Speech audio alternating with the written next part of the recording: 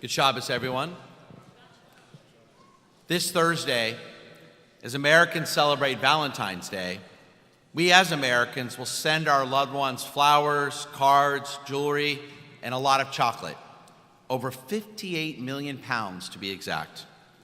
And according to the National Retail Foundation, total spending this year is expected to top $20 billion, the highest ever.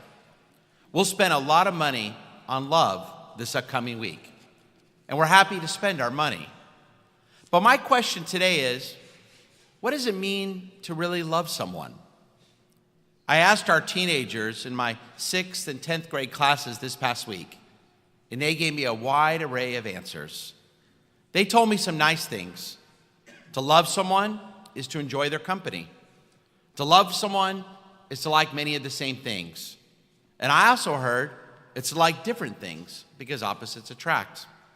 One student told me to love someone else is when you don't hate their guts. Very inspiring. Another said to love someone is the great ability to put up with someone else's BS. Not a quote you'd find in a Hallmark card this week. And finally, I heard from one male student. He said, love is not going to last anyway, so why does it matter? He had just broken up with his girlfriend. Just like our young, we too have many different answers ourselves. What does it mean to really love someone? This morning, after 20 years of marriage, let me share with you my answer. Just over 22 years ago, my wife Lisa and I met for the very first time. When we were dating, there was a certain indescribable excitement in the air, and I was perfect. Every word I said was full of wisdom and brilliance. Every joke I told was the best joke ever told.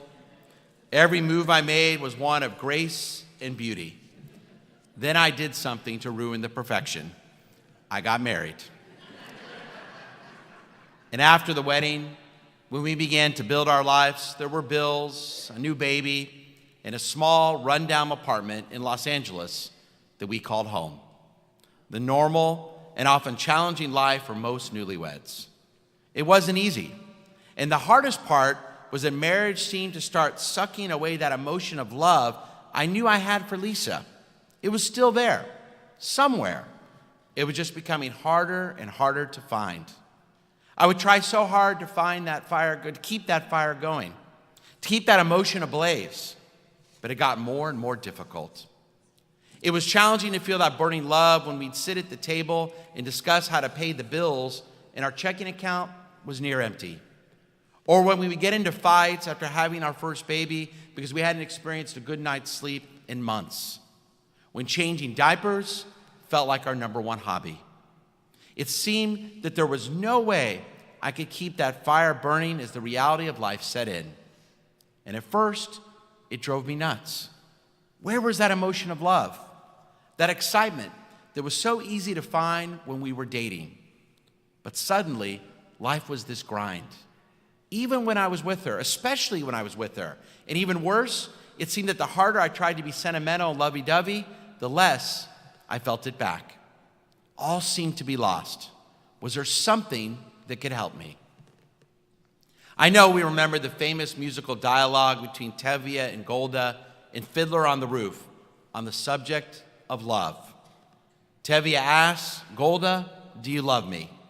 And she yells back at him, do I what? And Golda then responds, and don't worry, I won't try to sing it. For 25 years, I've washed your clothes, cooked your meals, cleaned your house, given you children, and milked the cow. And after more back and forth, Golda goes on. For 25 years, I've lived with him, fought with him, starved with him. For 25 years, my bed is his. If that's not love, what is? Then you love me, Tevye asks. I suppose I do, is Golda's very romantic response. And Tevye responds, and I suppose I love you too. Together they conclude, it doesn't change a thing, but even so, after 25 years, it's nice to know. It's probably safe to say that Golda and Tevye never exchanged Valentine's cards, yet. there may be something we can all learn from their love. Something that took a while for me to learn myself. Over the years, when I started to do things for Lisa, I started to feel a different type of love. Like when I offered to do the dishes, or try to make dinner despite what an awful cook I am after she had a hard day. Or when we had 3 children under the age of 5, and I tried to equally share in the responsibilities of taking care of them. I don't think I noticed this consciously for a while. It just kept happening. But I think it had an effect on me. Because as our marriage progressed, I found myself offering to help around the house more and more. It took me longer than I cared to admit to understand what was happening, but eventually it became clear. Through giving, through doing things for Lisa, the emotion that I had been so desperately seeking naturally came back. It was in the practicality that I found the love that I was looking for. And now, as I'm a bit older, and 20 years of marriage have gone by, I've finally come to realize something. I didn't love Lisa on our first date. I didn't love her when we got engaged. I'm not even sure I truly loved her when we got married. Because as Orthodox Jewish author Elad Nahari writes, in Judaism, love isn't an emotion. That fire I felt when we were first dating, it was simply that, emotional fire. From the excitement of dating a beautiful woman, I felt like I could marry. But it wasn't love. Being sappy isn't love. Telling someone you love them doesn't mean that you do. Judaism sees love not just as an intense feeling of deep affection. It's not something we just feel inside. No, love isn't an emotion. It's not a noun. Love's a verb, better defined as giving, as putting someone else's needs truly above your own. It's a special feeling that moves us every day over years to do more and more for our loved one. Love is an action. To love someone is to act upon feelings, to go above and beyond for the one we love over years and years of a life together. That's real love. The Torah tells us in the book of Bereshit that Isaac and Rebekah were married, then they fell in love. When I first got married, I thought the Torah got the order all wrong. Shouldn't they be in love first, then get married? Then I realized what the Torah was teaching all of us. Once we get married, then the real test actually begins. Can we find the most genuine, sincere, and deepest love possible? That which our tradition calls covenantal love. An unending love that truly does last forever, but can only be found through our actions, through our deeds, through our conduct, through our behavior. When I meet with couples to prepare them for their wedding day, I always tell them the best piece of marriage advice I ever got. It was from a book I read by a Jewish marriage expert named Lori Polotnik. She wrote, "The more you give, the more you love. Don't wait to feel love and then give. You may never feel it. Give and give and give and then give even more, and that will bring you even more love." I've been trying to follow that advice myself ever since. I remind the young couples that are really just beginning that their feelings that they have for each other had the potential to grow into something truly special and long-lasting. But it's up to them. It will take work, hard work, not just words. Judaism has often recognized that feelings alone can often be deceptive. Sometimes what we perceive as love may in fact be another emotion. But actions can't be mistaken. So rather than ask, do I love my spouse? Can we instead ask, do I perform acts of love for my spouse? And does my spouse perform acts of love for me? In Judaism, in order for love to be real, it has to be expressed as an action. Just ask any good parent. When your children were young, did they ever keep you up all night? Of course they did. Or when they were teens, did they ever keep you up later than you wanted because they missed their curfew? Of course. But in the morning, did you still love your kids?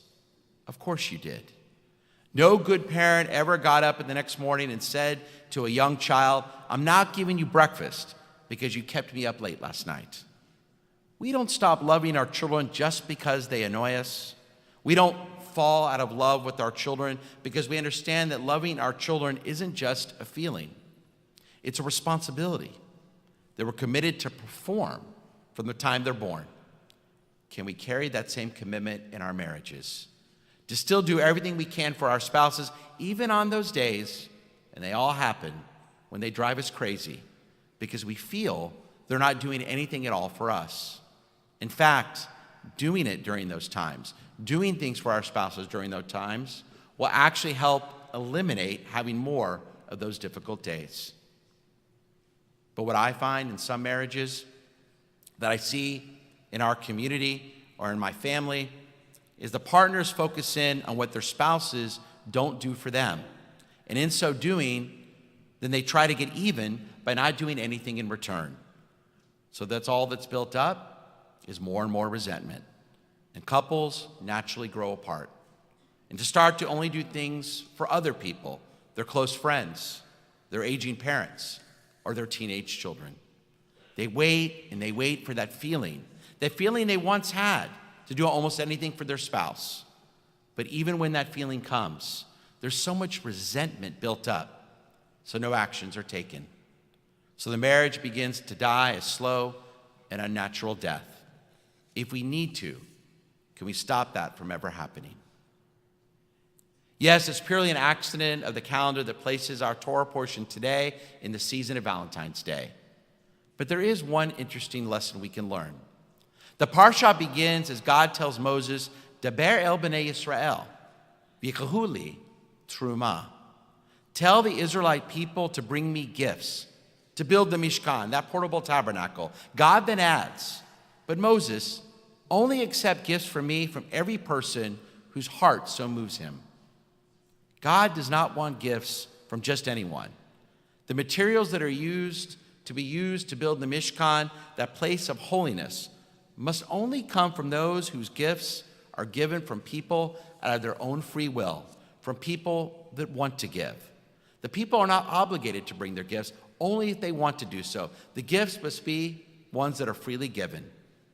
So it is with our relationships.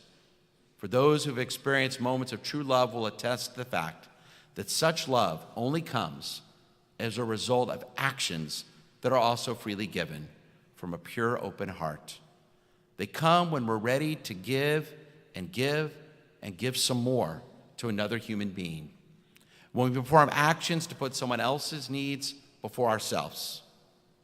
Let us all who are blessed to be married try to do even more of that, not just this Thursday, but throughout the year. Shabbat Shalom, everyone.